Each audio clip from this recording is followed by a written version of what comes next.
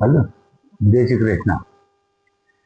पिछले कई एपिसोड हमने बनाए हैं और हमने श्रीमद् भगवद गीता के बारे में चर्चा की है कि साहब ये भगवद गीता, श्रीमद् भगवद गीता समझ में क्यों नहीं आती श्रोताओं को, या जो इसके मुमुक्ष हैं या जो जानना चाहते हैं। तो सबसे पहले तो मैं निवेदन करूंगा श्रोताओं से कि अगर वो बुद्धिजीवी हैं, वो विवेकी हैं, तो उनको हमारी बात बहुत जल्दी समझ में आ जाएगी। क्यों? कि इसके लिए बुद्धि को साथ रख के, विवेक को साथ रख के अगर हम आगे चलेंगे तो बहुत जल्दी ग्रहण कर लेंगे। क्योंकि भगवान श्री कृष्ण ने गीता में कहा है कि श्रद्धा 3 प्रकार की है। श्रद्धा तामसी भी है, श्रद्धा राशि भी है, सात्विकी भी है। तो जो अंध भक्त हैं, जिनकी भक्ति अंधी है, उनको समझाना थोड़ा, वो खुद ही प्रयास करें, उनके लगन लगे, उनकी तड़प बढ़े तो आगे बढ़ सकते हैं। उनको समझाना, जैसे आजकल मेन जो बात अब चल रही है वो ये है कि साहब आजकल ये भागवत कथा जो करते हैं, कथावाचक जितने भी हैं, जितने भी कथावाचक हैं, वो बहुत से इस तरह से अपने आप को बताते हैं कि साहब हम बहुत ज्ञानी ज्ञानी हैं, हम बहुत ज्यादा धर्म के बारे में, वो 2-3 शब्द बहुत ज्यादा यूज करते हैं। एक तो धर्म को बहुत यूज करते हैं, एक अध्यात्म शब्द को बहुत यूज करते हैं। तो जी भगवत श्रीमद् भगवत गीता में कुछ जो हमारा सबसे बड़ा जो सवाल है, जो हमारा मेन पॉइंट है कि साहब भगवत गीता समझ में क्यों नहीं आती, उसमें क्या है कि 700 श्लोक में से 100 श्लोक ऐसे हैं जिनकी व्याख्या उन शब्दों की वजह से गलत हुई है। उनमें 20 ऐसे हैं जो बहुत गहराई में है, उनकी व्याख्या और ज्यादा गलत हुई क्योंकि समझ में नहीं आई। तो कुछ शब्द ऐसे हैं जो उनको शब्द को मैं आपको आज पढ़ के सुनाऊं पहले, फिर आज हम केवल धर्म और अध्यात्म इन 2 शब्दों की व्याख्या करेंगे केवल। उसके बाद उन शब्दों के बारे में बताएंगे। फिर हम ये बताएंगे कि ये जो कथावाचक है, इनकी रेंज क्या है, इनकी समझ कितनी है, इनकी पकड़ कितनी है, ये क्या कर रहे हैं, और वो जो सिद्ध पुरुष हैं उनमें इनमें फर्क क्या है, वो बताएंगे अगले एपिसोड में। आज हम केवल धर्म और अध्यात्म के बारे में बताएंगे। अध्यात्म तो आज पहले वो मैं शब्द बताता हूँ जिन शब्दों का अर्थ इन्होंने, इनको आया नहीं, और ये अभी इस तरह यूज कर रहे हैं, अतिक्रमण कर रहे हैं कि साहब हम तो इसके वो है, ठेकेदार है, जानकार हैं कि साहब हम धर्म और जो अध्यात्म का विषय है ना वो अलग है। ये जो भौतिक संसार है इससे अध्यात्म अलग है। तो कुछ शब्द मैं बताता हूँ पहले आपको, फिर अपन अध्यात्म और धर्म की चर्चा करेंगे। जैसे अध्यात्म है, धर्म है, योग, योग शब्द का भी इन्होंने बहुत गलत उपयोग किया है। आज के टाइम, आज 22 तारीख है, कल ही योग दिवस मनाया है। उसमें मैं पहले भी मैंने बीच में कहा था कि साहब योग ये नहीं है। अगर ये जो योग बाबा कराते हैं या ये योग दिवस के नाम पे जितने भी योग हो रहे हैं, अगर ये योग है तो फिर भगवत गीता का योग कहां पर है? पतंजलि, महर्षि पतंजलि का योग दर्शन में योग वो कहां पर है? जो वेदों में योग है वो कहां पर है? फिर जो उपनिषदों में योग है वो कहां पर है? जो ब्रह्म सूत्रों में योग है वो कहां पर है? फिर अगर ये योग है तो 6,000 साल पहले श्रीमद् भगवद गीता में योग शब्द आया है, और मुख्य बात यह है कि श्रीमद् भगवद गीता योग शास्त्र है। तो ये योग का जो उपयोग कर रहे हैं कि साहब ये मुद्रा बना रहे हैं, व्यायाम कर रहे हैं, फिजिकल एक्सरसाइज है, या वो 2-3-4 चीजों को कवर करने, ये व्यायाम है और फिजिकल ट्रेनिंग है, फिजिकल चीज को पीटी कहते हैं, एक मुद्राएं हैं, एक्सरसाइज है। ये चारों को ही, ये जो आज की तारीख में योग योग योग कर रखा है, ये केवल ये 4 हैं। इसके अलावा योग से इनका कोई लेना देना नहीं है। जो भगवत गीता का योग है, भगवत गीता योग शास्त्र है। इधर श्री जो महर्षि पतंजलि ने जो योग दर्शन लिखा, वो योग शास्त्र का पूरा मार्ग का वर्णन है, बहुत गहरे में वर्णन है, एक एक चीज को उन्होंने क्लियर किया है। वेदों में भी योग का है, तो वो योग और ये योग अलग है। प्राणायाम, प्राणायाम का भी जो योग योग कराते हैं, प्राणायाम का नाम तो प्राणायाम नहीं है, प्राणा और याम का नाम तो कुछ नहीं है, कोई शब्द नहीं है प्राणा और याम। प्राण आयाम, प्राण ये जो प्राण है हमारा, जो सांस हम लेते जाते हैं एक आयाम में जाता है, और पूरा शब्द ये है प्राणायाम परायण।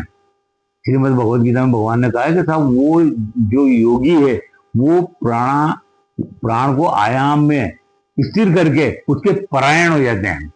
गीता योग शास्त्र है, जब योग शास्त्र है तो फिर ये इसको अलग से कैसे बता जाए, उसको कोई लेना देना नहीं है, कोई चर्चा नहीं कर रहा। हम इसमें एक शब्द हो रहा था कूटस्थ, कूटस्थ की व्याख्या नहीं करते। हिरण्य गर्भ, ये नहीं बताएंगे हिरण्य गर्भ क्या है। और श्रीमद भगवत गीता में जो हिरण्य गर्भ शब्द है ना, वो बहुत गहराई में है, उसकी चर्चा नहीं करेंगे, उसकी व्याख्या भी नहीं करी। कूटस्थ की व्याख्या नहीं की, कूटस्थ की व्याख्या भी ऐसी गलत की इन्होंने कि पूछो मत आप। समाधि के बाद दर्शन व प्रवेश, ये सवाल उठाते कि भगवान है या भगवान को देखा जा सकता है, क्या ये कर सकता है।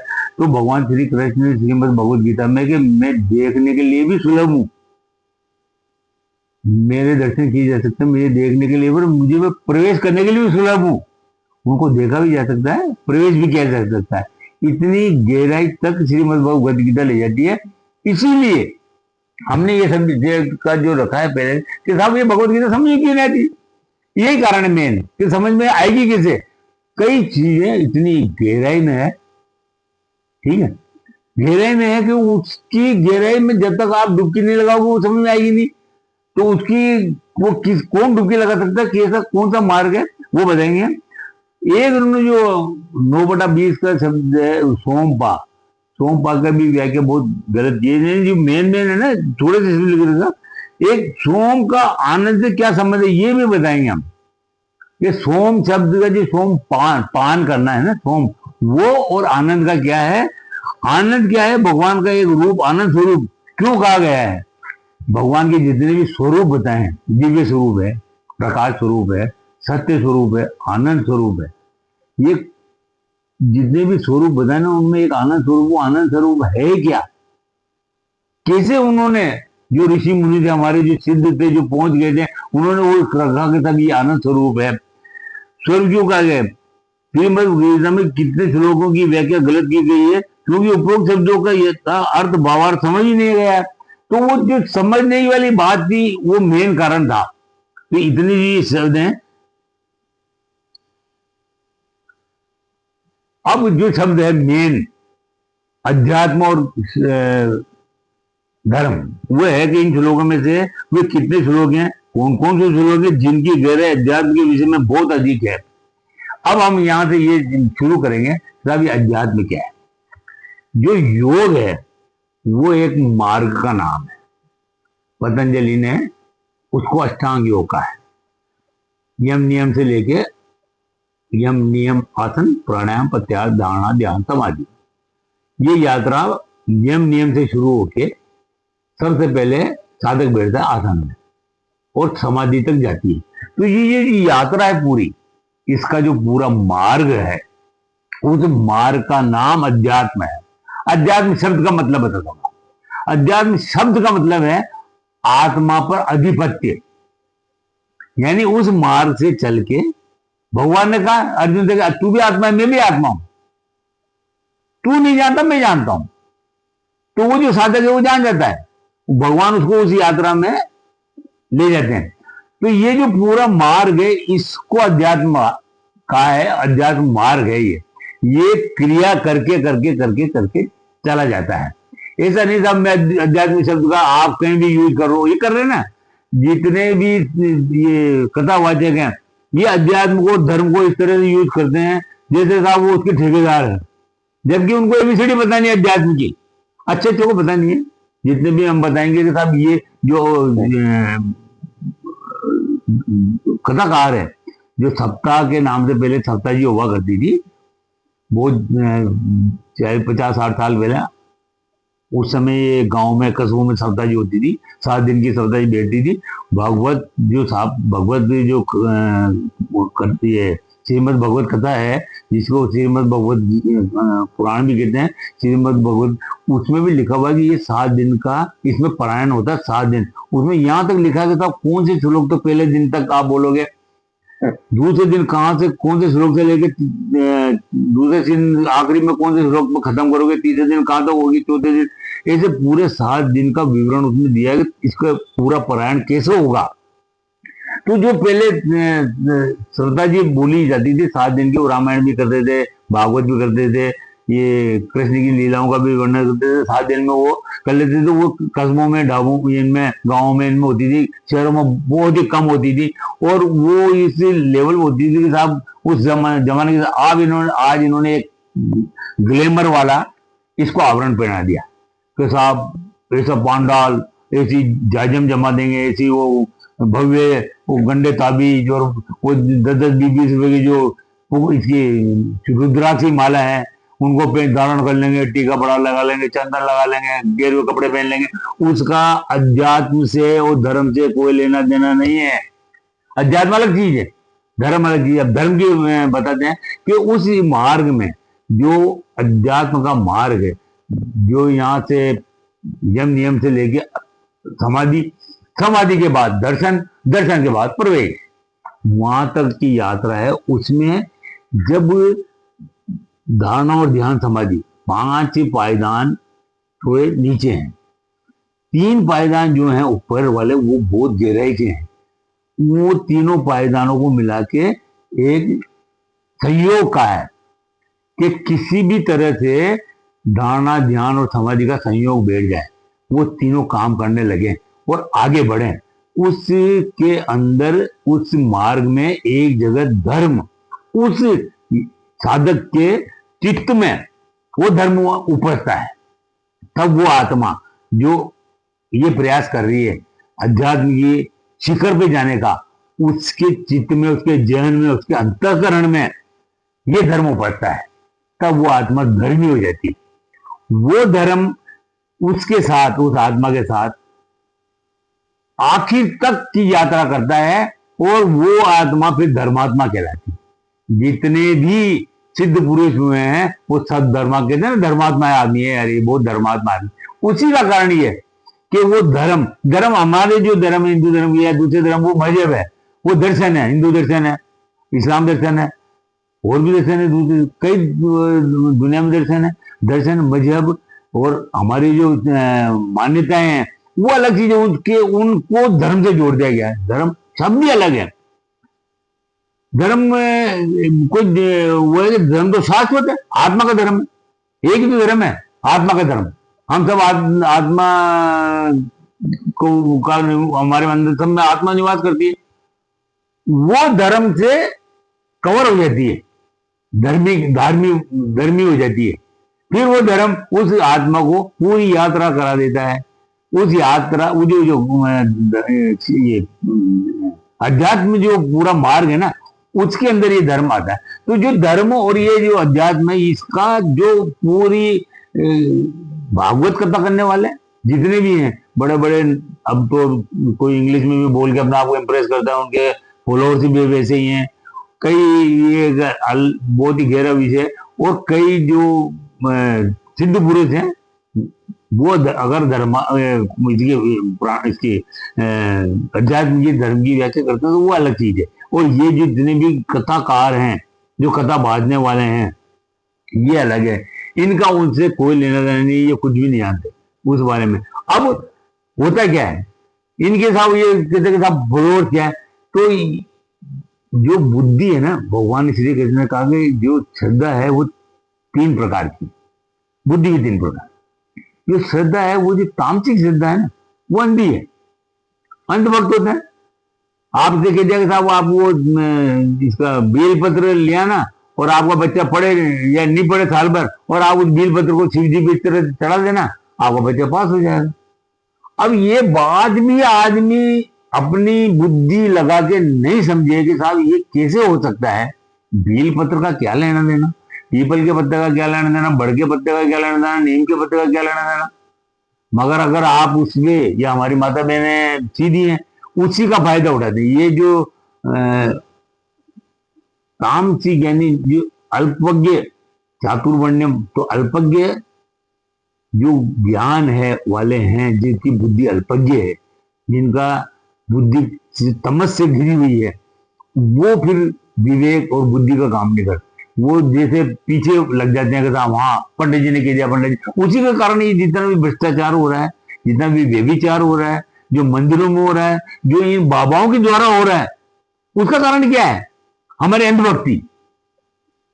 अब अंधभक्ति ऐसा नहीं है कि खत्म हो जाएगी हमारे कहने से, किसी के कहने से। क्यों? ये शुरू से चली आ रही, ये तो शाश्वत है, सनातन है, ये जुड़ी हुई है, ये चित्त से जुड़ी हुई है, ये सिद्धा से जुड़ी हुई है। जो कत्ल कर रहा है वो भी सिद्धावान है, जो इंसान की गर्दन काट रहा है वो भी सिद्धावान है, जो मंदिर में जा रहा है वो भी सिद्धावान है, जो हम अपने आप को बहुत ही भक्ति भाव में डूबा हुआ मानता है वो भी सिद्धावान। मगर सिद्धा तीन प्रकार, भगवान श्री कृष्ण का ये तीन गुण हैं, ये तीनों गुणों से पूरी कायनात गवर्न है, शासित है। विधान के अंदर तीन गुण काम कर रहे हैं, और उन्होंने फिर कहा कि साहब दो गुणों को दबा के तीसरा गुण ऊपर लाया जा सकता है, ऊपर आ जाता है। आप तमस को और रजस को दबाओ, सदगुण ऊपर आ जाएगा। उसके लिए अगर भगवान की कृपा हो जाए, आपकी भक्ति जग जाए, आपका विवेक थोड़ा कार्य करने लग जाए, आपकी लगन लग जाए, तो भगवान फिर कृपा करते हैं और आपकी बुद्धि को वो तमस से रजत की तरफ ले जाते हैं, और रजत से भी सात्विक बुद्धि तक की यात्रा वो करा देते हैं। उसमें केवल ये है कि साहब हमको हमारी बुद्धि को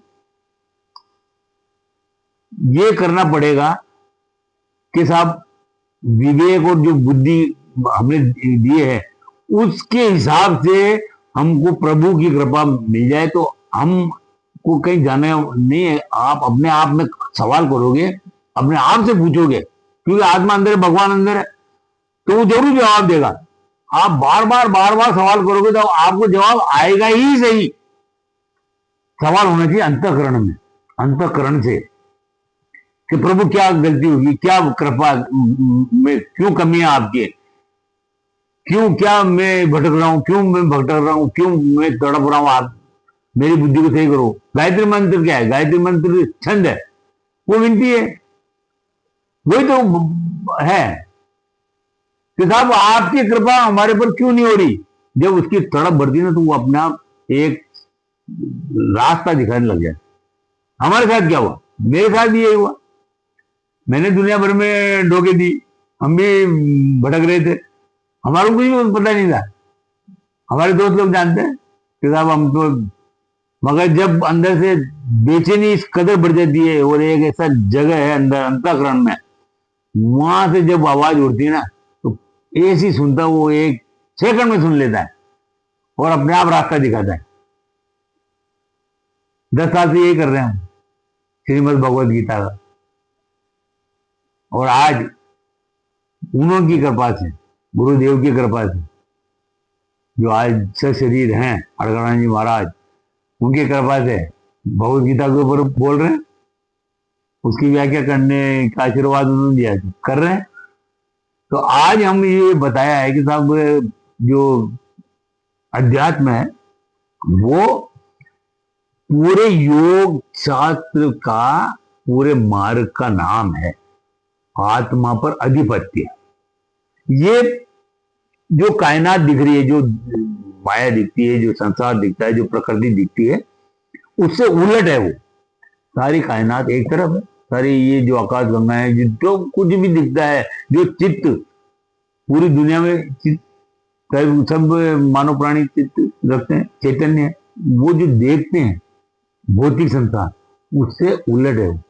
उसको हम नक्शा बना के, ड्राइंग बना के बताएंगे कि ये उलट है। और वो जो यात्रा उल्टी यात्रा है, प्रत्याहार, प्रत्याहार, धारणा, ध्यान, समाधि, प्रत्याहार हो जाता है, वो उलट जाता है एकदम, चित्त इस माया से उलट जाता है, और फिर यात्रा वापस उल्टी होने लग जाती है।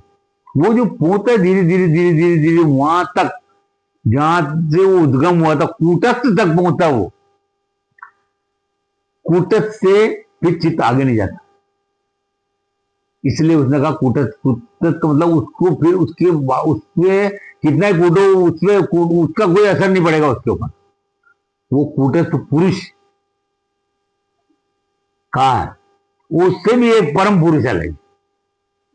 तो हम ये जो आज हमारा था ये है कि साहब अध्यात्म, हम जितने भी अगर श्रीमद् भगवत गीता प्रेमी है या धर्म के नाम के प्रेमी है या अपने आप को इसमें अध्यात्म में इसमें जानना चाहते हैं कि साहब वो या जो भटक रहे हैं, अगर आप कहीं भी जा रहे हो, इतने ही जो प्रवचन दे रहे हैं गीता के नाम से दे रहे हैं, गीता के नाम से क्लासे भी ले रहे हैं, गीता के नाम से बहुत कुछ हो रहा है। ये जो भागवत कर रहे हैं, जो कथा कर रहे हैं, वो तो अलग चीज है, मगर गीता के नाम से भी बहुत कुछ हो रहा है, बहुत कर रहे हैं। अगर आपको सेटिस्फेक्शन नहीं मिल रहा, अगर आपको कहीं सवाल का जवाब नहीं मिल रहा, तो आप जरूर हमसे संपर्क करें। हम आपको आपके सवाल का जवाब जरूर देंगे और आपको रास्ता बताएंगे कि आपका सवाल आप खुद ही अपने जहन में सवाल करोगे तो आपका जवाब आ जाता है, आया है, आएगा।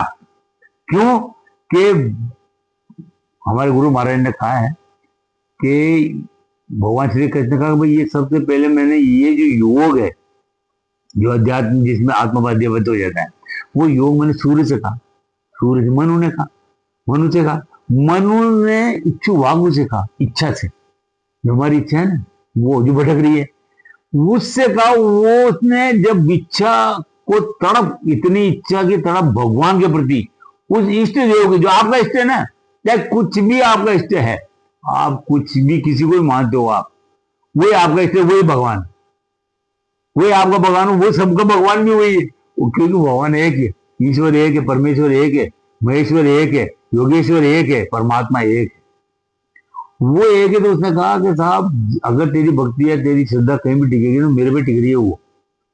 तो जब श्रद्धा, उस इच्छा जब होती है ना कि साहब मैं कुछ करूं, तो अड़गाना जी महाराज ने एक शब्द बोला बहुत ही गहराई में कि साहब फिर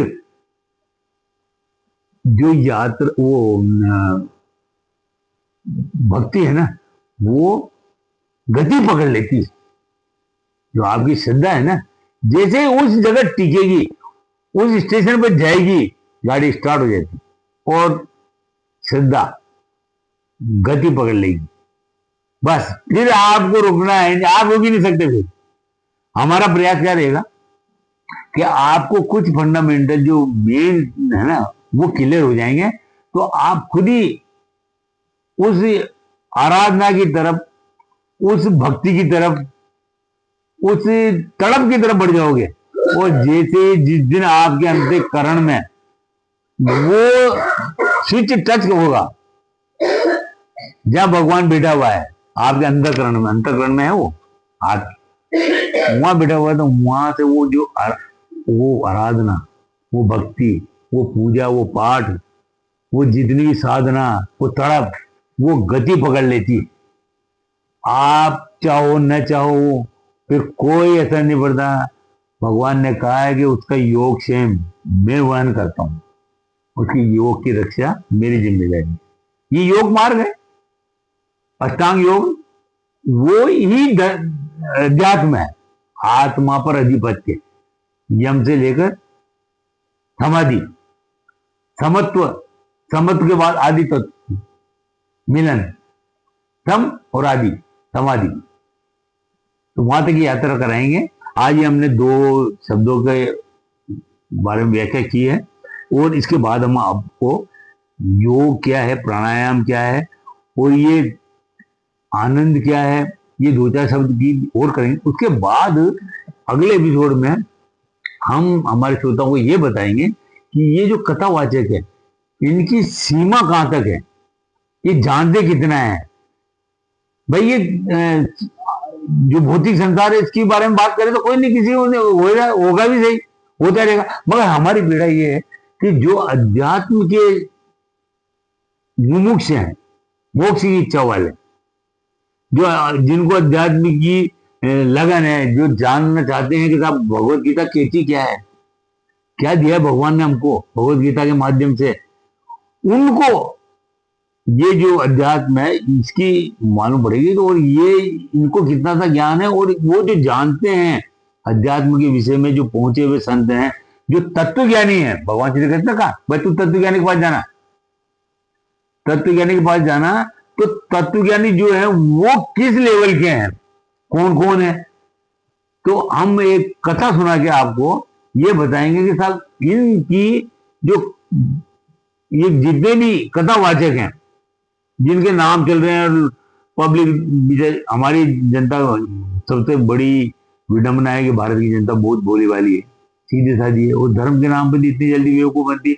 उसी का कारण है कि ये महिलाओं को सबसे ज्यादा अट्रैक्शन करते हैं कि साहब वो कलश यात्रा निकालेंगे। अब महिलाएं कलश यात्रा जाएगी, उनको कलश दे देंगे फ्री में 100-150 रुपए का, और भी बहुत सारे वो बांटेंगे।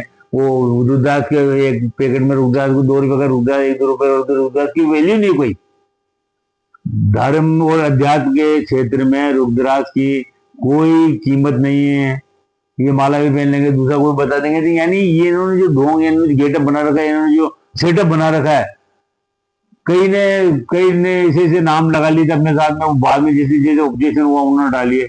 कई ने साहब राधा स्वरूपा, कई ने साहब कृष्ण स्वरूप हो गया, और कई ने उनके नाम इस तरह से जोड़ लिए जिससे साहब वो खुद ही साक्षात भगवान हो गए, फिर कहीं ने हटा भी लिए। तो हम ये विवेचना करेंगे कि साहब इनकी रेंज क्या है, ये जितने भी कथावाचक हैं इनकी सीमा कहां तक है, और उसके बाद आगे की यात्रा हम करेंगे। जैसी करें।